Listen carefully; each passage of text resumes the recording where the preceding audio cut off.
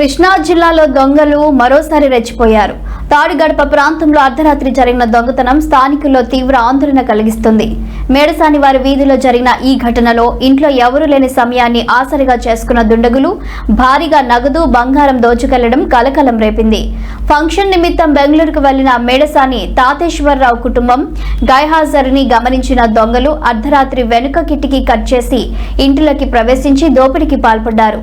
ఉదయం పని మనిషి ఇంటికి రాగా వెనుక కిటికీ తెగిపోవడం గమనించి యజమానులకు సమాచారం అందించడంతో ఘటన వెలుగులోకి వచ్చింది.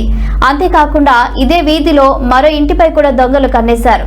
మేడసాని రమేష్ బాబు ఇంటిలోకి ప్రవేశించేందుకు ప్రయత్నించినప్పటికీ ఇంటి సభ్యులు మేల్కొనడంతో దుండగులు గోడ దూకి పరారయ్యారు.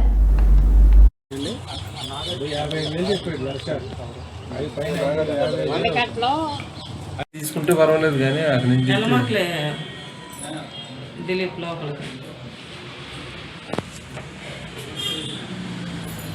మన వర్క్ ప్రాసెస్ అయిపోయిన తర్వాత అడుగు పెట్టినా